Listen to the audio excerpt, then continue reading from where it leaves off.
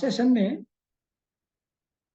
हम लोग डिस्कस कर रहे थे कि नारद जी की भक्ति से मुलाकात कैसे हुई और परीक्षित ने किस कारण से कलयुग को मारा नहीं, उसको रहने दिया। फिर उनका क्वेश्चन था कि भगवान ऐसा चारों तरफ अधर्म होते हुए कैसे देख रहे हैं। तो उसका आंसर दिया था अ,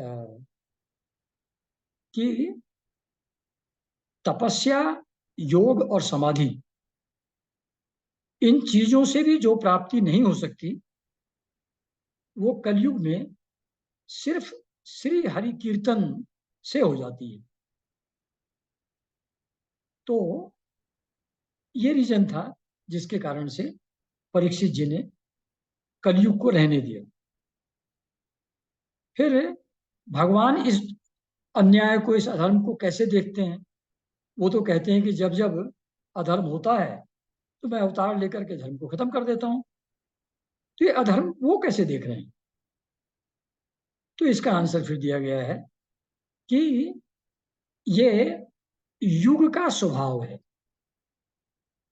कालक्रम से चारों युग एक के बाद एक रिपीट होते हैं। सतयुग, त्रेता युग, द्वापर युग, कलयुग, उनका अपना अपना धर्म है।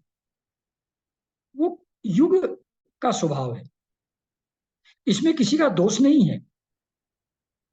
इसलिए ही अलाउज इट कि this is the play for this युग, है ना।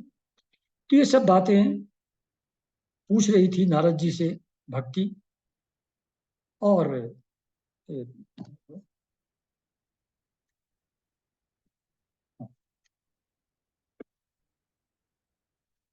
तो फिर नारद जी कहते हैं भक्ति को कि तुम दुखी क्यों हो रही हो।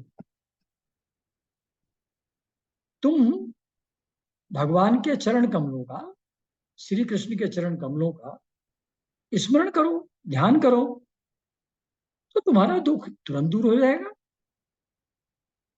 और तुम तो भगवान को प्राणों से भी ज्यादा प्यारी हो। तुम्हारे बुलाने पर तो भगवान नीच लोगों के घरों में भी आ जाते हैं। तुमको भगवान ने अपने सत्व स्वरूप, सात्विक भाव से तुम्हारी रचना की है। तुम उनकी परम प्रिया हो, परम सुंदरी हो। तो जब एक बार तुमने पूछा भगवान से कि भगवान, हाथ जोड़ करके, कि मैं क्या करूं, तो भगवान ने तुमको आज्ञा दी कि तुम जाओ और मेरे भक्तों का पोषण करो। तो वो, और साथ में मुक्ति यानी कि मोक्ष को उसकी दासी के रूप में दे दिया। हर हेल्प एंड जो ज्ञान और वैराग्य, इन दोनों को पुत्रों के रूप में दे दिया। तो ज्ञान और वैराग्य उसके सन हो गए और मुक्ति उसकी दासी हो गई। ये भगवान ने उसको दे करके भेजा। तो पहले 3 युगों में तो बहुत आनंद से रही भक्ति इस धरातल पर।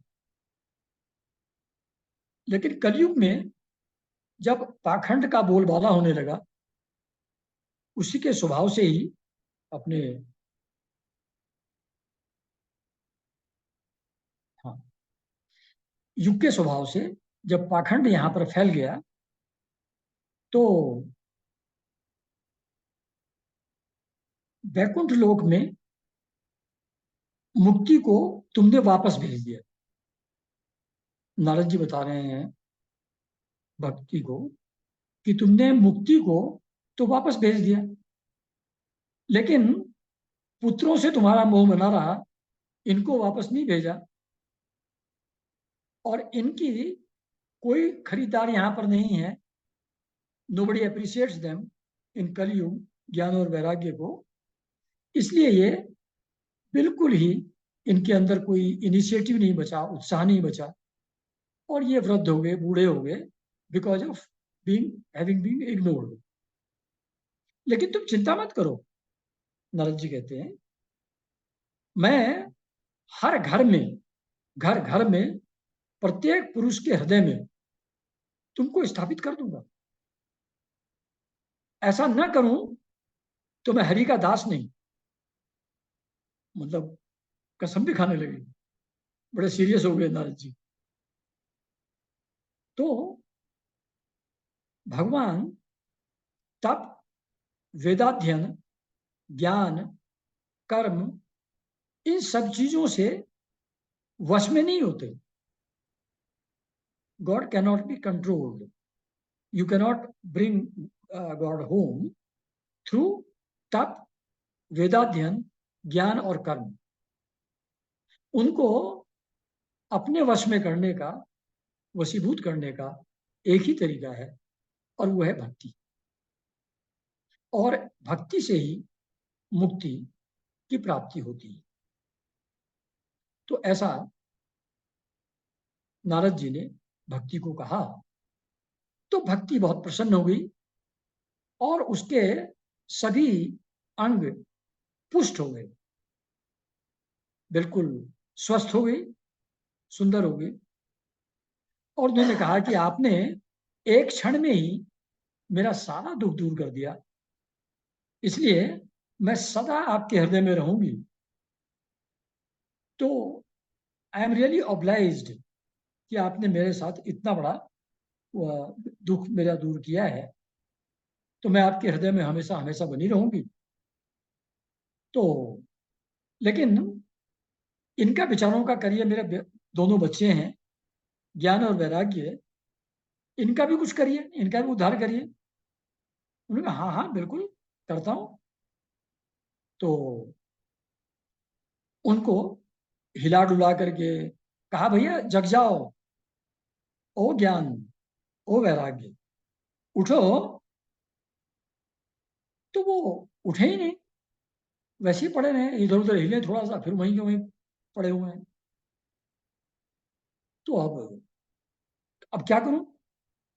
तो उन्होंने फिर वेदों के मंत्रों से उनको जगाने का कोशिश की, उपनिषदों, वेदांत घोष से उन्होंने उठाने की कोशिश की, गीता का पाठ करके उनको गीता सुनाई, उससे उठाने की कोशिश की। तो वो थोड़ा बहुत हिले डुले, अब फिर वैसे के वैसे सो जाए, बिल्कुल लकड़ी जैसी उनकी हार्ड बॉडी हो रही है, बगुले जैसे सफेद सफेद बाल हो गए हैं, बहुत बुरी हालत में है। अब जब वेदों का उच्चारण करने से, वेद ध्वनि से, वेदांत घोष से, गीता पाठ से भी नहीं उठे, तब थोड़ा चिंतित होने लगे नारद जी कि अब मैं क्या करूं? जब इन चीजों से भी नहीं हुआ तो और किस चीज से होगा? तो ऐसा करके कुछ चिंता कर रहे थे, भगवान का थोड़ा स्मरण किया, तो आकाशवाणी हुई कि हे मुनि, खेद मत करो, डोंट फील सैड, उद्योग सफल होगा, जो भी एंडेवर है, you will be successful in that. एक सत्कर्म करो तुम, और वो सत्कर्म क्या है? वो एक संत शिरोमणि, एक बहुत अच्छे संत तुमको बताएंगे, और जब तुम उस सत्कर्म को करोगे तो इन ए मोमेंट, क्षण भर में, इन लोगों की नींद और वृद्धावस्था, आलस्य एंड ओल्ड एज, ये सब के सब चले जाएंगे इनके, और सब जगह भक्ति का प्रसार होगा। अब आकाशवाणी ने ये तो कहा कि सब हो जाएगा, और वो क्या सत्कर्म है जिसको करने से होगा, ये आपको संत शिरोमणि बताएंगे। पर क्या करना है, कैसे करना है, ये तो बताया नहीं, और कौन से संत बताएंगे ये भी नहीं बताया। पहले आकाशवाणी क्या कह रही है कुछ समझ तो आया नहीं। उन्होंने कहा चलो भाई पता करते हैं। तो उनको भक्ति ज्ञान वैराग्य को वहीं छोड़ करके यमुना के तट पे या सरस्वती के तट पे जहां भी रहे होंगे, वहां छोड़ करके वो चले अलग अलग तीर्थों में घूमने, कि वहां कुछ मुनि मिले उनसे पूछूं।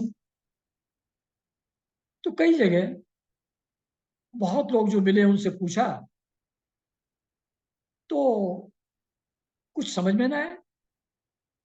लोग सोचे कि भाई समझ नहीं आ रहा हम लोगों को, इससे हमारी इंसल्ट हो जाएगी, तो धीरे से खिसक लें। तो nobody can put give an answer. और लोगों ने यह भी सोचा कि जब देव ऋषि नारद को ही नहीं समझ में आ रहा है, तो हम लोगों को क्या समझ में आएगा। तो कहीं से कोई सजेशन नहीं मिला उनको कि वो कौन सा सत्कर्म है, वो कैसे किया जाएगा, कहाँ किया जाएगा, उनको नहीं मिल पाया। ऐसा सोच करके लोगों ने कहा कि ये तो लगता है इसका कोई सॉल्यूशन है नहीं, ये दुसाध्य है, it cannot be resolve, this problem cannot be overcome. तो ऐसा लोगों ने कहा। तो इन्होंने कहा चलता हूँ, अच्छा फिर। तो फिर वो बद्रीवन चले, जहां बद्रीनाथ है आजकल, और सोचा कि अब मैं तपस्या करता हूं, तभी तपस्या के आधार पर शायद इसका कोई रिजल्ट निकलेगा। तो सोचा ही था कि तपस्या करूंगा, तपस्या करना शुरू नहीं किया, तभी वो परम तेजस्वी सनकादि मुनीश्वर, जिनकी पहले बात की थी हम लोगों ने, कि वो 5 साल की एज के ही बच्चे दिखते हैं। वो पहले 4 पुत्र हैं ब्रह्मा जी के, सनक, सनंदन, एटसेट्रा। तो जैसे ही उनको देखा कि सूर्य की तरह चमक रहे हैं चारों संत, तो ये जल्दी से गए, उनको साष्टांग प्रणाम किया और कहा कि बहुत सौभाग्य से आज आपका दर्शन हम लोगों को मिला है, मुझको मिला है, तो आप मेरे ऊपर एक कृपा करिए। उन्होंने कहा बताइए। कहने लगे ऐसी ऐसी आकाशवाणी हुई थी, तो आप मुझको अभी बताइए कि वो कौन सा साधन है, वो कौन सा अनुष्ठान है जिससे भक्ति ज्ञान और वैराग्य को सुख मिल जाए, वो लोग स्वस्थ हो जाए, अच्छी तरह रहने लगे। तो सनकादि ने कहा अरे आप तो स्वयं ही भक्ति योग के भास्कर हैं, भक्ति योग के सूर्य के समान आप हैं। जो दूसरे मार्ग हैं अदर देन भक्ति, वो तो स्वर्ग आदि तक ही ले जाते हैं आदमी को, और वहां पुण्य क्षीण होने पर फिर वापस आदमी आ जाता है यहीं सफर करने के लिए। तो ज्ञान यज्ञ ही मुक्तिदायक सत्कर्म है। तो आप श्रीमद् भागवत का पारायण करिए, श्रीमद् भागवत की कथा कहिए, उसी से ये ज्ञान वैराग्य और भक्ति इन लोगों को बल मिलेगा। They will gain strength by that alone, इनका कष्ट खत्म हो जाएगा। ये श्रीमद् भागवत की कथा से कलयुग के सारे ही दोष नष्ट हो जाते। और जब आप इसको करेंगे तो प्रेम रस प्रवाहित करने वाली भक्ति ज्ञान और वैराग्य को साथ में लेकर के प्रत्येक घर में, हर व्यक्ति के हृदय में क्रीड़ा करेगी। तो वो सब जगह नाचेंगे, भक्ति ज्ञान और वैराग्य हर घर घर में, हर आदमी के हृदय में, जब श्रीमद् भागवत का पारायण किया जाएगा।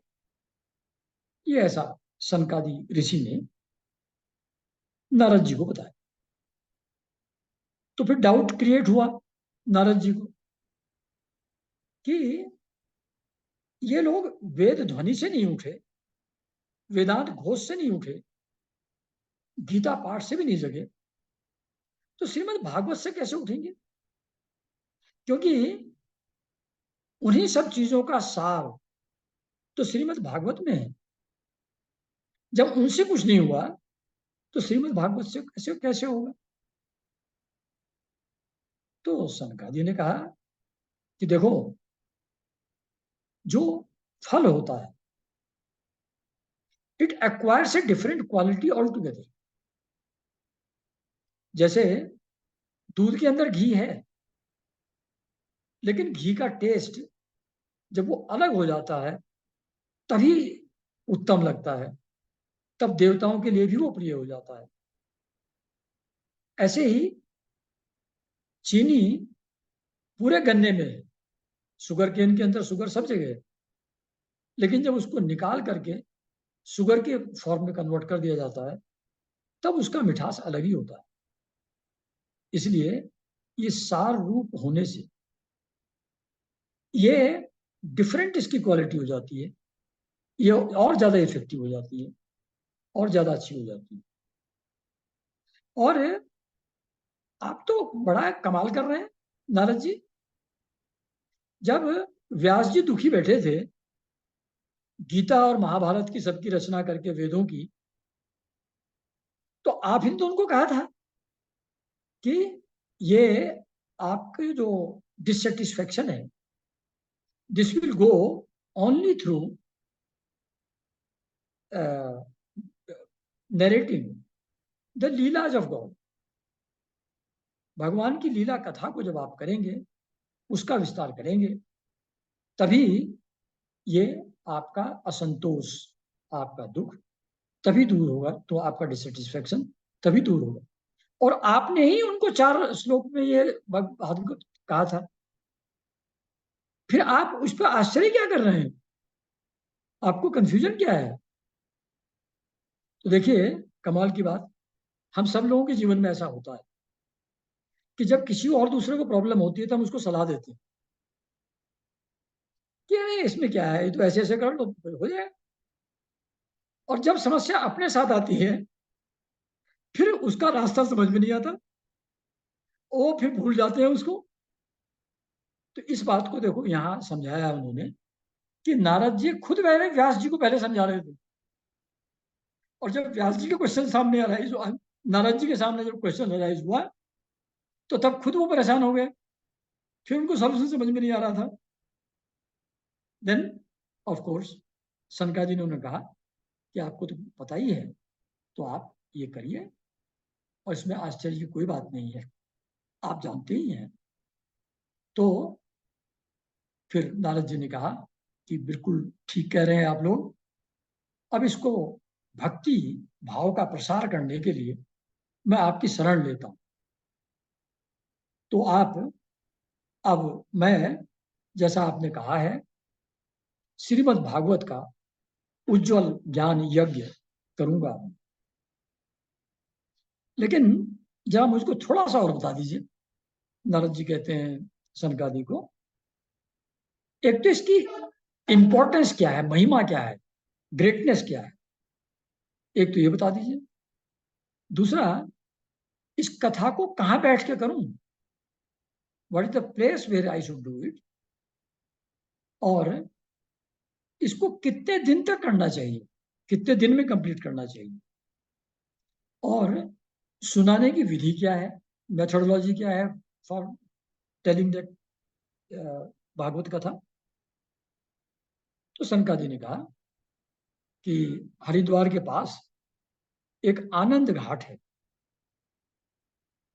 तो वहां जाकर के जब आप इसको करेंगे भागवत कथा को, तो अपने आप ही भक्ति का भाव वहां पर प्रगाढ़ होकर के उत्पन्न हो जाएगा। तो ये गंगा तट पर पहुंचे, आनंद घाट पर नारद जी, सनकादि ऋषि भी साथ में थे।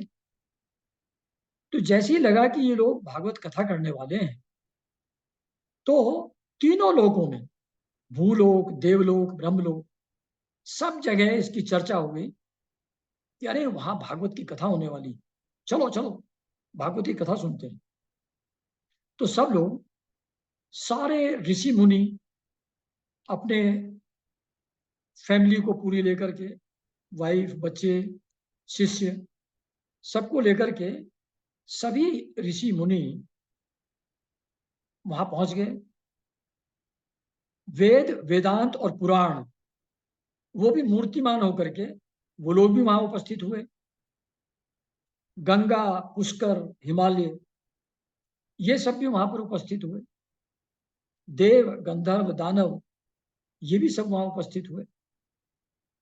तो इस तरीके से ये हमारे धर्म में बार बार ये बात आती है कि नदी, सरोवर, पर्वत, वृक्ष, ये सब इनएनिमेट ऑब्जेक्ट्स नहीं है।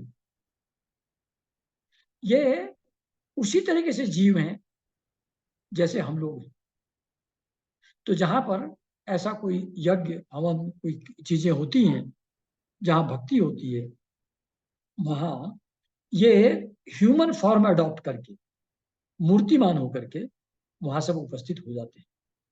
तो ये सब लोग वहां भागवत की कथा सुनने के लिए आ गए। तो नारद जी ने फिर से उनकी सेवा शुश्रूषा की, सनकादि की, और उनको कहा कि आप विराजिए। तो एक अच्छा आसन दिया उनको कि आप बताइए, इसका महात्म्य बताइए, और आगे कहा कथा आप सुनाइए। तो जैसे ही वो विराजमान हुए, बहुत ही प्रसन्नता का माहौल चारों तरफ हो गया। जय जयकार सब लोग करने लगे, शंखनाद होने लगा, अबीर गुलाल और फूलों की वर्षा सब जगह होने लगी। देवता लोग भी अपने विमानों से कल्प वृक्ष के पक्ष पुष्पों से वहां पर वर्षा करने लगे। ऐसे एक फेस्टिव माहौल में सनकादि ने श्रीमद् भागवत का महात्म्य सुनाना प्रारंभ किया। तो सबसे पहले उन्होंने कहा कि देखो, इससे बढ़िया, इससे उत्तम तो कोई चीज है नहीं। जिस घर में प्रतिदिन भागवत की कथा होती है, तो उसमें रहने वाले सभी लोगों के समस्त पाप समाप्त हो जाते, और फल के रूप में, यानी कि भागवत सुनने का क्या फल मिलेगा, उस दृष्टि से अगर देखें तो गंगा, गया, पुष्कर, कोई भी तीर्थ श्रीमद् भागवत की कथा सुनने का मुकाबला नहीं कर सकता, समता प्राप्त नहीं कर सकता। और कहते हैं सनकादि, नित्य प्रति भागवत का आधा या चौथाई श्लोक भी जो पढ़ता है, नित्य प्रति आधा या चौथाई श्लोक भी अगर कोई आदमी पढ़ता है एवरी डे, तो उसे राजसूय यज्ञ, अश्वमेध यज्ञ से जो फल प्राप्त हो सकता है, वो आधे चौथाई श्लोक को प्रतिदिन पढ़ने से ही प्राप्त हो जाएगा। तो यह जरूर है कि भागवत कथा का अवसर मिलना, सुनने का अवसर मिलना मुश्किल है, डिफिकल्ट जरूर है। करोड़ों जन्मों का पुण्य जब इकट्ठा होता है, उसके फलीभूत होने का समय आता है, तब भागवत की कथा पढ़ने या सुनने का, या भागवत के आपके घर में आने का अवसर तब मिलता है। अब देखिए, हम लोग कितने बड़े लोग हैं, हम सब लोग, कि we are getting that opportunity जो करोड़ों जन्मों के पुण्य कर्मों से मिलता है, ऐसा सनकादि ऋषि कह रहे हैं। तो ऑब्वियसली ये कोई बिना मतलब बहलाने फुसलाने वाली बात नहीं है। रियली जो लोग इसको सुनते हैं, पढ़ते हैं, रियली बहुत जन्मों के पुण्य के फलस्वरूप ही सुन पाते हैं। तो we are really blessed that we are listening to it. फिर कब सुनना चाहिए? कहते हैं इसको तो सदा ही सुनना अच्छा है, हमेशा ही सुनो। इसमें कोई डे, टाइम, नाइट, मॉर्निंग, और चैत्र, बैसाख, जेठ, एटसेट्रा, कोई महीने का, दिन का कोई चक्कर नहीं है, आप हमेशा इसको सुन सकते हैं, है ना। लेकिन अगर इसको सत्य भाषण के व्रत के साथ ब्रह्मचर्य पूर्वक सुने तो इसका प्रभाव अच्छा होगा, श्रेष्ठ होगा। और इन चीजों को लंबे समय तक फॉलो करना कलयुग के प्राणियों के लिए संभव नहीं है। ऐसा व्रत लेना कि जब तक मैं भागवत कथा सुन रहा हूं सत्य ही बोलूंगा, ब्रह्मचर्य से रहूंगा, नियमों का पालन करूंगा, इस चीज का पालन करना कलयुग में लंबे समय तक के लिए मुश्किल। इसलिए हम आपको बताते हैं एक सप्ताह श्रवण की विधि। एक सप्ताह में भागवत का पाठ किया जाए, उतने टाइम समहाउ कलयुग के जीव भी अपने आप को कंट्रोल कर पाएंगे। तो ये सप्ताह श्रवण की विधि अति उत्तम है कलयुग के लिए। और जैसा पहले कई बार कहा है, जो फल तप योग और समाधि से भी नहीं मिलता वो फल जीवन में सप्ताह श्रवण से सहज में ही मिल जाता। तो ये हर चीज से ऊपर, हर चीज से बढ़ चढ़ करके है, ऐसा सनकादि बता रहे हैं। तो एक ये जैसे होता ना, एक फ्लैशबैक होता है, एक प्रेजेंट टाइम होता है, कुछ फ्लैशबैक की कहानी सुनाई जाती है। तो एक्चुअली ये सौनक जी, आई एम सॉरी, सनकादि और नारद जी की जो बात हो रही है ये तो पहले हो चुकी। कलयुग में सौनक जी ऋषि बैठे हुए थे, जैसा मैंने पहले भी जिक्र किया था, सीतापुर के पास नैमिषारण्य में। और वहां सूत जी उनको भागवत की कथा सुना रहे थे। तो वो कथा सुनाते हुए ये सब डिस्कशन जो अभी चल रहा था ये सौनक जी को सूत जी बता रहे थे। ये जो पुराना डिस्कशन जो सनकादि और नारद जी का हुआ था, भक्ति का हुआ था। तो सौनक जी ने पूछा कि थोड़ा आश्चर्य हो रहा है कि दूसरे भी इतने अच्छे अच्छे साधन हैं मोक्ष प्राप्ति के, तो ये भक्ति इन सब से बढ़ चढ़ करके कैसे होगी, ये इनसे सबसे ऊपर कैसे चली गई, श्रीमद् भागवत की कथा की इंपॉर्टेंस बाकी सब साधनों से ऊपर कैसे होगी।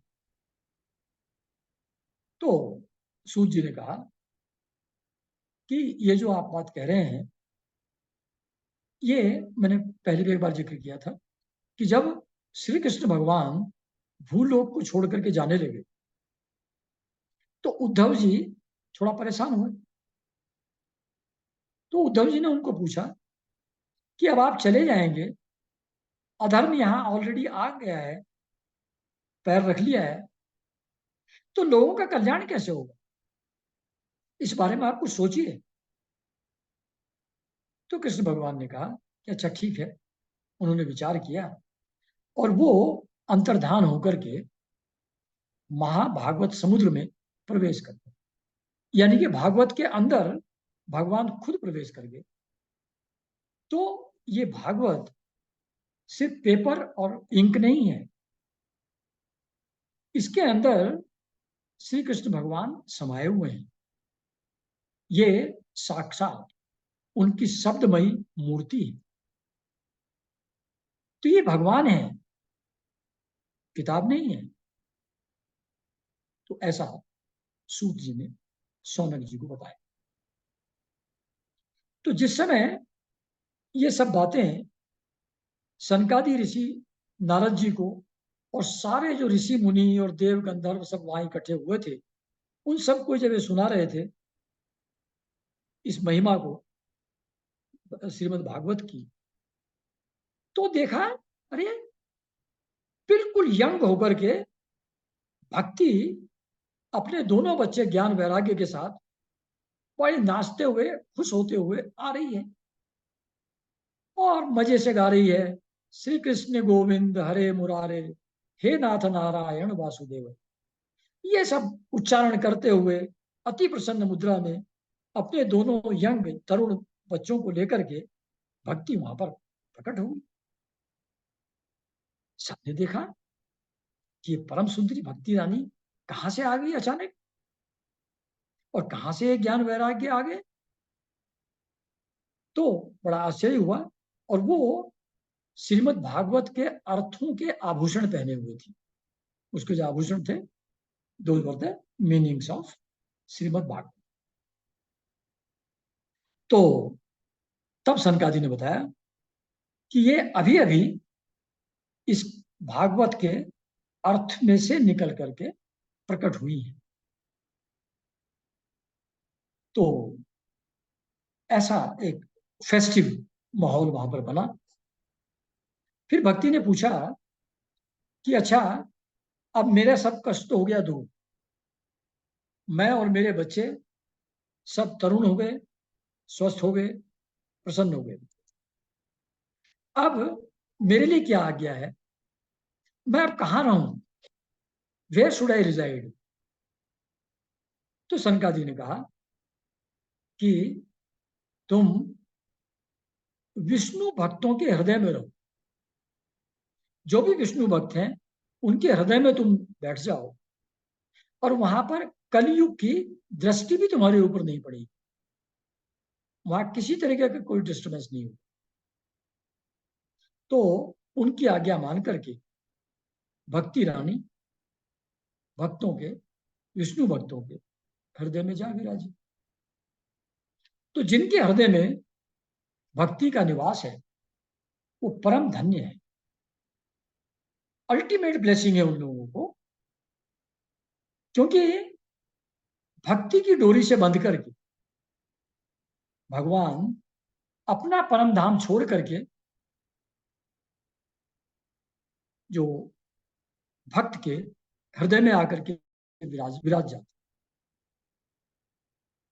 भक्त के हृदय में भगवान खुद आ जाते हैं, जहां भक्ति निवास करती है। और श्रीमद् भागवत की कथा को सुनने वाले और सुनाने वाले सभी भगवान श्री कृष्ण की समता प्राप्त कर लेते हैं। वो उनके जैसे ही हो जाते हैं, भगवान जैसे ही हो जाते हैं। तो ये ऐसी स्थिति बनी जब सनकादि ने सिर्फ महात्म्य बताना शुरू किया था, पूरी कथा नहीं सुनाई थी। तो जब इतना वहां पर लोगों के हृदय में भक्ति का प्रवाह हुआ, इस अलौकिक भक्ति को देख करके भगवान अपना परम धाम छोड़ करके वहां पर जहां सनकादि ऋषि सब लोगों को भागवत कथा सुना रहे थे, वहां पर प्रकट हो गए। फिर उनका रूप कैसा था, इसका वर्णन सेवरल डजन टाइम्स भागवत में है कि कैसा उनका स्माइल थी, कैसा उनका फेस था, कैसे उनके वस्त्र थे, कैसे उनके आभूषण थे। उन सब चीजों का बहुत जबरदस्त तरीके से वर्णन रहता है, तो मैं उसको रिपीट नहीं कर रहा हूं। तो वैश्य रूप में, उस अति सुंदर रूप में भगवान वहां उपस्थित हो गए। चारों तरफ जय हो जय हो जय हो का उद्घोष होने लगा, और अबीर गुलाल पुष्पों की वर्षा होने लगी, शंख ध्वनि होने लगी। और ऐसा आनंद में, ऐसा भक्ति में लोग डूब गए कि उनको अपनी आत्मा की, अपनी फिजिकल तो एग्जिस्टेंस की किसी को कोई सुधि नहीं रही, बिल्कुल होश नहीं रहा। सब लोग आनंद मग्न हो गए इस कथा को सुन करके, और श्री भगवान, श्री कृष्ण भगवान को वहां अपने सामने उपस्थित देखकर। तो नारद जी बड़े आश्चर्यचकित हुए कि भाई, ये प्रभाव, भगवान खुद प्रकट हो गए। तो सनकादि ऋषियों को उन्होंने कहा कि मुनीश्वरगण, ये तो सप्ताह श्रवण की बड़ी अलौकिक महिमा मैंने देखी कि भगवान खुद प्रकट हो गए। तो आप ये बताइए कि इस कथा के कहने से किस किस तरीके के पापी शुद्ध हो जाते हैं, कौन कौन फ्री हो जाते हैं, उससे पाप मुक्त हो जाते हैं। तो उन्होंने कहा इसमें तो सभी हो जाते हैं, चाहे ब्रह्म हत्या किसी ने की हो उसका पाप भी समाप्त हो जाता है, गुरु स्त्री के साथ किसी ने गमन किया हो, रिलेशनशिप एस्टेब्लिश कर ली हो गुरु स्त्री के प्रति, वो भी उस पाप से भी मुक्त हो जाते हैं। और जो पिशाचों जैसे हैं, निर्दयी हैं, एब्सोल्युटली क्रूअल हैं, उन सबके पाप की मुक्ति भी इससे हो जाती है। तो ऐसा कोई पाप नहीं है मन, वचन और वाणी से किया हुआ जो श्रीमद् भागवत के पठन और श्रवण से दूर ना हो जाता। तो ये यहां तक। अभी फिर आगे कहते हैं कि इसकी महिमा को और बताने के लिए सनकादि कहते हैं, मैं आपको एक पुरानी प्राचीन इतिहास, पुरानी कहानी सुनाता हूं।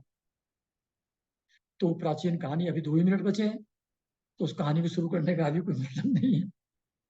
तो वो कहानी फिर नेक्स्ट सेशन में हम लोग शुरू करेंगे कि सनकादि फिर बताएंगे कि किस तरीके से श्रीमद् भागवत के प्रभाव से किस किस तरीके के पापियों का उद्धार हुआ है, उसका डिस्कशन नेक्स्ट सेशन में हम लोग करेंगे।